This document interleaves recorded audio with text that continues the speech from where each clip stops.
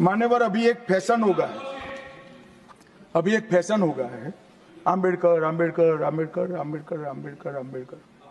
इतना नाम अगर भगवान का लेते तो 7 जन्मों तक स्वर्ग मिल जाता। अच्छी बात है। तो मैंने सोचा साला ये चुनाव आयोग कहता है कुछ नहीं हो रहा है, कुछ नहीं हो रहा। समय सबसे बलवान होता है, इसलिए समय की कद्र करनी चाहिए। संसद में गतिरोध जारी है। विपक्ष जिस तरीके से लगातार ये कह रहे हैं कि गृह मंत्री जी आ नहीं रहे हैं, जवाब नहीं दे रहे हैं, लापता है, जबकि स्पष्ट कर दिया गया सारी बातों की सरकार की तरफ से। आप क्या कुछ कहेंगे इस विषय में? देखिए, सबसे पहले तो लापता, भाग गए, भगोड़े हैं, इस प्रकार की भाषा भारत की सार्वजनिक जीवन में और संसदीय जीवन में अभी अभी सुनाई पड़ती है। मेरी माँ कहा करती थी, बड़ा कौर खा लेना, बड़ा निवाला खा लेना, बड़े बोल मत बोलना। आप ट्रंप को ही देखिए, तुर्की से उन्हें कैसे भागना पड़ा, एक फूड वैन का सहारा लेना पड़ा। डर, मगर देश के युवाओं का, देश के नागरिकों का डर अब खत्म हो चुका है।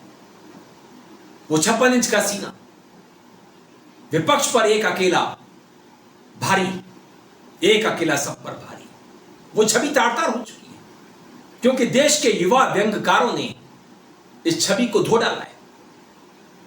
56 इंच का छोटा बंदर आज संसद परिसर में गूंज रहा था। सदन के अंदर 56 इंच का छोटा बंदर, 56 इंच का छोटा बंदर। क्या यह समय भी देखना था? मगर हमारे कर्म हमारे सामने आते हैं। जंतर मंतर पर जो कुछ हुआ, सीआरपीएफ के चीफ ने, कमांडेंट ने जो कुछ कहा, ज्ञानेंद्र प्रताप सिंह ने, मैं वो करता हूं जो कुछ मेरे जवानों ने किया। यह देश पर एक तमाचा था। देश के गृह मंत्री को जिम्मेदारी लेनी चाहिए थी कि किसके कहने पर हुआ, पैलेट गन किसके कहने पर चलाई गई, प्राइवेट आर्मी वहां पर कहां से आई थी, किसकी थी ये, पटना में AK-47 का इस्तेमाल क्यों हुआ था। झूठ बोलने से कुछ नहीं होगा। जेपी नड्डा भले कहें कि कोई गोली नहीं चली, और भ्रम मत फैलाइए, कोई गोली नहीं चली है जंतर मंतर में, और कोई गोली का ऑर्डर नहीं दिया गया है जंतर मंतर में। ऐसा झूठ तो देश के गृह मंत्री ने भी बोला था। हमारा कोई नुकसान नहीं हुआ, हमारा कोई शहीद नहीं हुआ, मगर झूठ पकड़ा तो गया। झूठ के पांव नहीं होते, इसलिए झूठ मत बोलिए। देश की जनता, देश के लोग आपके मीडिया को समझ चुके हैं, लश्कर नोएडा को भली भांति समझ चुके हैं। यह कर क्या रहा है, यह अपने काम को भूल चुका है। मतलब मेरे को जानकारी नहीं है कुछ भी, मेरे को बिल्कुल जीरो रूल्स है। पुलिस स्टेशन में आप यहीं पे जो भी आपको पूछना है आप पुलिस ले लीजिए। 10 मिनट में सर, आधा घंटा में छोड़ दूंगा सर। आपको दावे के साथ मैं कह रहा हूँ कि आपको समझ लिया नहीं, वो बात नहीं है, बट पुलिस स्टेशन में आप यहीं पे जो पूछना है पूछ लीजिए। यह सत्ता का भोंपू बन चुका है, और जब यह बात जनता की समझ में आ जाती है तो फिर विश्वास उठ जाता है। सत्ता पर से जब विश्वास उठ जाता है तो अफवाहें जन्म लेने लगती हैं, अफवाहें भी सच लगने लगती हैं, सत्ता को कई बार चबा डालती हैं। इतिहास गवाह है। दुनिया के इतिहास को पढ़ने की कोशिश तो कीजिए। आप तो देश के इतिहास को बदलते रहे हैं, अपने विज्ञान को थोपते रहे हैं। इससे काम नहीं चलने वाला। अगर आप अपनी आंख नहीं खोलेंगे तो जनता आपकी आंखों को खोल देगी। सत्ता की आंखों को सच देखना ही पड़ेगा, सवालों के जवाब देने ही पड़ेंगे। वो चाहे नेता प्रतिपक्ष करें, सांसद करें या देशवासी करें। युवा देश का जाग गया है। स्कूली बच्चे अधिकार मांगने लगे हैं। वो जानते हैं कि डीएम साहब हमारे लिए क्या कर सकते हैं।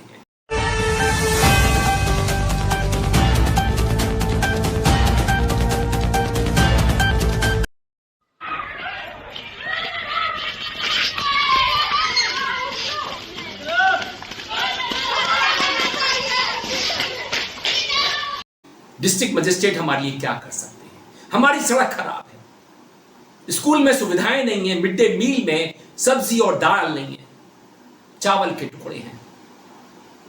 तो जब देश के स्कूली बच्चे, युवा जेन ज़ी जाग जाते हैं तो विपक्ष को ताकत मिल जाती है, लाखों बच्चों की ताकत, करोड़ों युवाओं की ताकत। इसका सामना आप कैसे करेंगे? इन गीतों का सामना कैसे करेंगे? कितनों को जेल भेजेंगे? कितनों पर केस लगवाएंगे? कितनों की जान ली जाएगी? समझ जाइए, देश की आवाज को सुन लीजिए। भ्रम फैलाने से कुछ नहीं होगा। आपके थिएटर के कलाकार नैरेटिव पर नैरेटिव पेश करते रहें, सोशल मीडिया पर ठेलते रहें। करोड़ रुपया भारत की जनता का बर्बाद हो रहा है रोज।